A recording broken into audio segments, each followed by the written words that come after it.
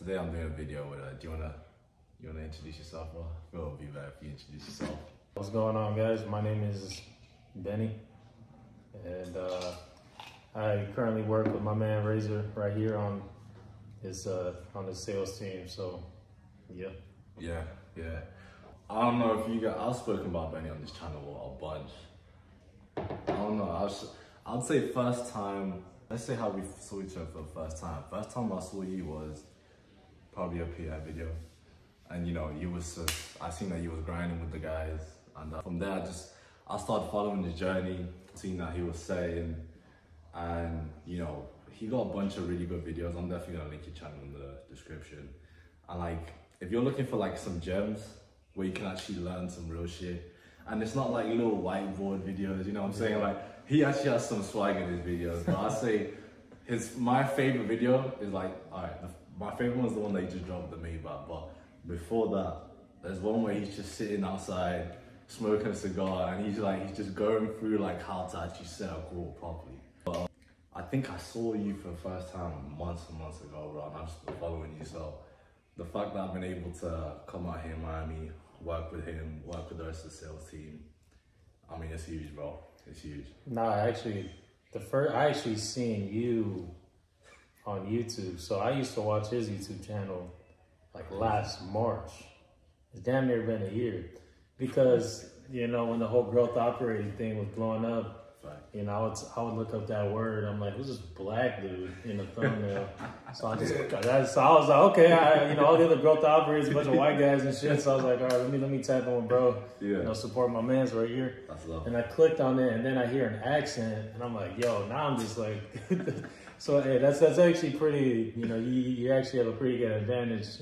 Obviously, I see a pretty big channel, relatively speaking. But yeah, bro, it's just kind of crazy how the internet, you can take some kid from Southern California, this dude all the way from the UK, and now you're pretty much working together IRL. It's crazy. It's crazy. I mean, the other day, I kind of realized, bro, we're out here in Miami, but we are actually working at the same time. Yeah. It's not really, especially the first couple of days every single day that we've been here, it's wake up, team meeting, straight to the house, closes in their room, they're closing. And most days we've been working I'll say at least 12 hours, bro, because we start early and then we end up.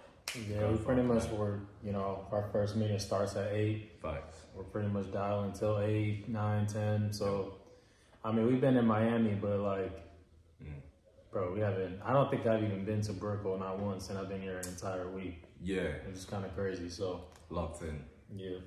I mean, bro, I think the thing I would want to ask you the most if I was watching this video is, of course, in sales, there's ups and downs, right? Yeah. So how would you kind of advise, especially a new setter that might be on the team that's going through one of those periods where it's a little bit slow, maybe they're not getting as many sets on the board, or they might have a lot of sets, but they're not actually closing and shit like that, and it's kind of a slow couple of days.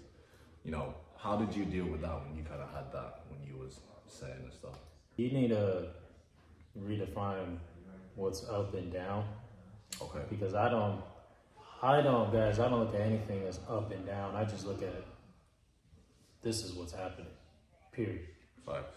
Once you start labeling things as up, you start labeling things as down, that's when you start fucking with your emotions, and you start to get impatient when, especially starting off in sales, you're not trying to make money. You're trying to get good. You know what I mean? So then that's why I got, relative success, quickly, is because, I was literally just focused on getting good at the thing. Now, I didn't care if I made money. I didn't care if I got sets on the board or closed a deal or whatever. I just knew I was going to make more dials than everybody else. I was going to follow the script every single time the way it's supposed to be followed, period. And so if I did that, technically it was really always up from there, whether I made money or not.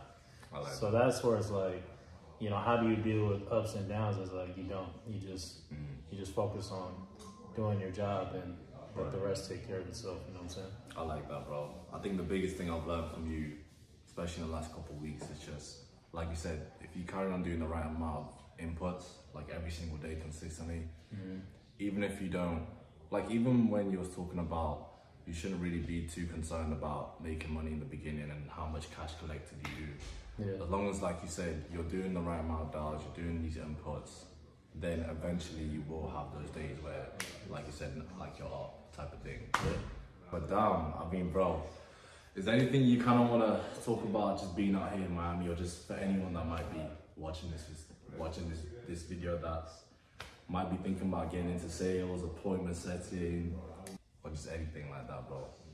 Well, the first part, the Miami part, I just can't stress enough how important, you know, building relationships and meeting people in person is. I mean, I learned this from my dad. My dad is, you know, relatively successful in his own field of business. And, you know, one thing about my dad is he was always on the plane. He was always driving. He was always, you know, the one thing he's always told us growing up is the more hands you shake, the more money you make. And so that's where it's like, okay, you know, when, I don't know if these guys know who Pierre and them are, but like if you guys know who Pierre and Brez and Fredo, all the guys we work with on our team, bro, like literally 4 months ago, I had $250 in my bank, and I got an invite from Pierre to come hang out with them in LA. Now I'm from LA, but I wasn't in LA at the time. I was in Texas, and I was like, fuck it. I looked up the flights. I had 257. That shit was like 240 or something like that. I was like, all right, let's go. Boom, booked the flight, drained my account. But when I met them and we built the relationship and we got the camaraderie going, that's how, you know, we were able to get to the point where it's like, you know, now the guys trust you, they know you're a good dude. And then you can also learn a lot from people just being in person. And then the second part to your question, people are trying to get into this online high ticket sales place, is really just, if somebody's trying to get into high ticket sales this year, there's only two things you should be doing: outreaching to get on an offer, practicing your sales skills, whether that be role playing with the mom, you know what I mean, or with your girl or whoever, looking at YouTube videos, whether you join a program or not. I mean, you know, that's only two things. If you're not outreaching to get on an offer or practicing your skills, you're just wasting time. That's facts, bro. So that's, you know, there's nothing sexy. You gotta do the trench work. You gotta try to get on an offer, but which is also why it's important to build your network and join these communities. Because I mean, I found this dude. Yeah, I was watching them, but like I had no connection to him. You know what I'm saying? Right. And I found him in another community. Right. And we just started chopping it up, and now, you know, I mean, we're in real life. So, bro, I want to build on those 2 points that you said, man. Like on my first video when I came out here, one of the main things was, when you gave me the invite, I already knew I was gonna do this shit, bro. I ain't gonna lie, bro. It was literally I remember telling you, like, I'm gonna go out there, I just need enough money type shit. yeah. And like, I know how you spoke about when you got the invite, you had just enough to do it. When you gave me the invite, I was like £200 below that shit. Yeah. So I'm like, I'm plotting, bro. I'm like, okay, cool.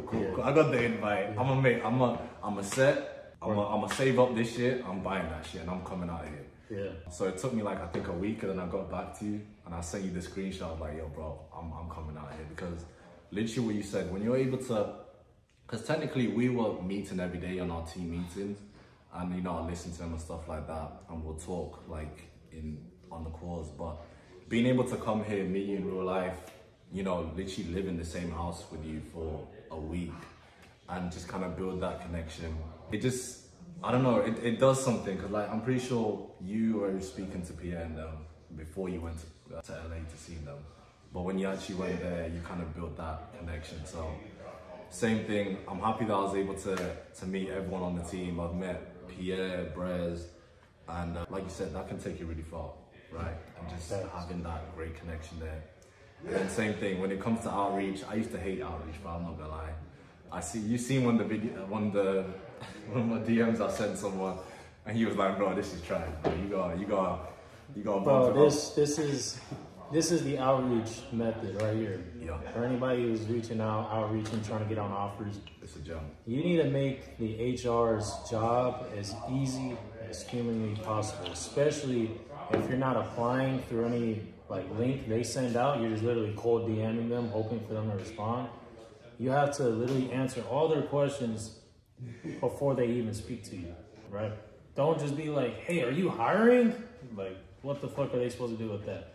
Are they supposed to take time out of their day to, you know what I mean, let you know yes, and then you have to text, awesome, is it okay if I send you a loom? Like, bro, way too much friction. Way too much friction. All you have to say is, hey, John, did some research on your company. I align with a lot of the values you guys have. I also love the product you sell. I am looking to get an appointment setting position with you guys, or a closer position with you guys. Here's a quick video down below explaining, you know, a little bit about myself and what I can bring to the table. If you guys give me this opportunity, I really appreciate it. If not, God bless you. That's all you have to say.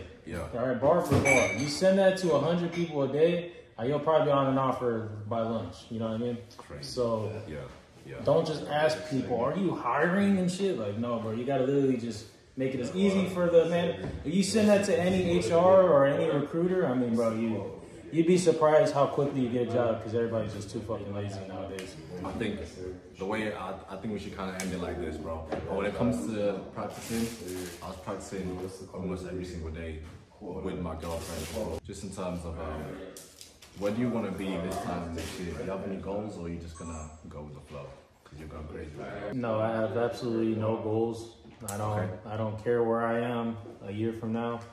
I just want to wake up every day, do my job, be the best person I can be for my team, make sure I serve my team, make sure I serve our customers. And then wherever I'm at, you know, I'll be chilling. Bro, this time next year, bro, God willing, I can become the best that I can, and then hopefully work my way up to closer, then you know, just take things from there. Like you said, even when I get there, I want to be able to perform and do the inputs every single day. But yeah, I mean, because even like if you guys look at my old videos on YouTube from like 8 months ago, right?